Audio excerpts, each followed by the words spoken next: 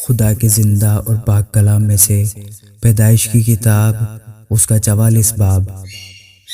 پھر اس نے اپنے گھر کے منتظم کو یہ حکم کیا کہ ان آدمیوں کے بوروں میں جتنا اناج وہ لے جا سکیں بھر دے، اور ہر شخص کی نقدی اسی کے بورے کے منہ میں رکھ دے، اور میرا چاندی کا پیالہ سب سے چھوٹے کے بورے کے منہ میں اس کی نقدی کے ساتھ رکھنا۔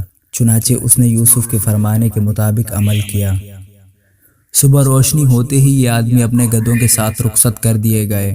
وہ شہر سے نکل کر ابھی دور بھی نہیں گئے تھے کہ یوسف نے اپنے گھر کے منتظم سے کہا، جا ان لوگوں کا پیچھا کر، اور جب تو ان کو جا لے تو ان سے کہنا کہ نیکی کے عوض تم نے بدی کیوں کی؟ کیا یہ وہی چیز نہیں جس سے میرا آقا پیتا اور اسی سے ٹھیک پھال بھی کھولا کرتا ہے؟ تم نے جو یہ کیا سو برا کیا۔ اور اس نے ان کو جا لیا اور یہی باتیں ان سے کہیں۔ تب انہوں نے اس سے کہا کہ ہمارا خداوند ایسی باتیں کیوں کہتا ہے؟ خدا نہ کرے کہ تیرے خادم ایسا کام کریں۔ بھلا جو نقدی ہم کو اپنے بوروں کے منہ میں ملی اسے تو ہم ملک کنعان سے تیرے پاس واپس لے آئے، پھر تیرے آقا کے گھر سے چاندی یا سونا کیوں کر چرا سکتے ہیں؟ سو تیرے خادموں میں سے جس کسی کے پاس وہ نکلے وہ مار دیا جائے، اور ہم بھی اپنے خداوند کے غلام ہو جائیں گے۔ اس نے کہا کہ تمہارا ہی کہنا صحیح، جس کے پاس وہ نکل آئے وہ میرا غلام ہوگا اور تم بے گناہ ٹھہرو گے۔ تب انہوں نے جلدی کی اور ایک ایک نے اپنا بورا زمین پر اتار لیا، اور ہر شخص نے اپنا بورا کھول دیا۔ سو وہ ڈھونڈنے لگا اور سب سے بڑے سے شروع کر کے سب سے چھوٹے پر تلاشی ختم کی، اور پیالہ بنیامین کے بورے میں ملا۔ تب انہوں نے اپنے پیراہن چاک کیے اور ہر ایک اپنے گدھے کو لاد کر الٹا شہر کو پھرا، اور یہودا اور اس کے بھائی یوسف کے گھر آئے۔ وہ اب تک وہیں تھا، سو وہ اس کے آگے زمین پر گرے۔ تب یوسف نے ان سے کہا، تم نے یہ کیسا کام کیا؟ کیا تم کو معلوم نہیں کہ مجھ سا آدمی ٹھیک پھال کھولتا ہے؟ یہودا نے کہا کہ ہم اپنے خداوند سے کیا کہیں؟ ہم کیا بات کریں یا کیوں کر اپنے آپ کو بری ٹھہرائیں؟ خدا نے تیرے خادموں کی بدی پکڑ لی، سو دیکھ ہم بھی اور وہ بھی جس کے پاس پیالہ نکلا دونوں اپنے خداوند کے غلام ہیں۔ اس نے کہا، خدا نہ کرے کہ میں ایسا کروں۔ جس شخص کے پاس یہ پیالہ نکلا وہی میرا غلام ہوگا، اور تم اپنے باپ کے پاس سلامت چلے جاؤ۔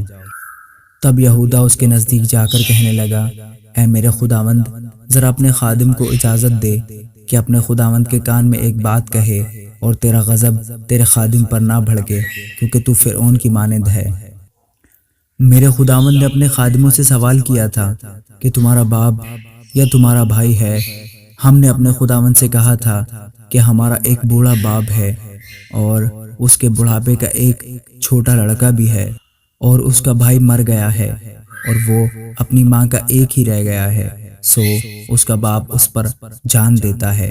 تب تو نے اپنے خادموں سے کہا کہ اسے میرے پاس لے آؤ کہ میں اسے دیکھوں۔ ہم نے اپنے خداوند کو بتایا کہ وہ لڑکا اپنے باپ کو چھوڑ نہیں سکتا، کیونکہ اگر وہ اپنے باپ کو چھوڑے تو اس کا باپ مر جائے گا۔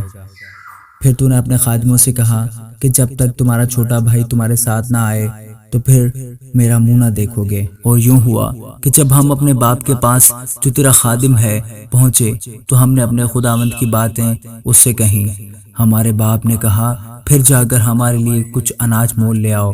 ہم نے کہا، ہم نہیں جا سکتے، اگر ہمارا سب سے چھوٹا بھائی ہمارے ساتھ ہو تو ہم جائیں گے، کیونکہ جب تک ہمارا سب سے چھوٹا بھائی ہمارے ساتھ نہ ہو ہم اس شخص کا منہ نہ دیکھیں گے۔ اور تیرے خادم میرے باپ نے ہم سے کہا، تم جانتے ہو کہ میری بیوی کے مجھ سے 2 بیٹے ہوئے، ایک تو مجھے چھوڑ ہی گیا، اور میں نے خیال کیا کہ وہ ضرور پھاڑ ڈالا گیا ہوگا، اور میں نے اسے اس وقت سے پھر نہیں دیکھا۔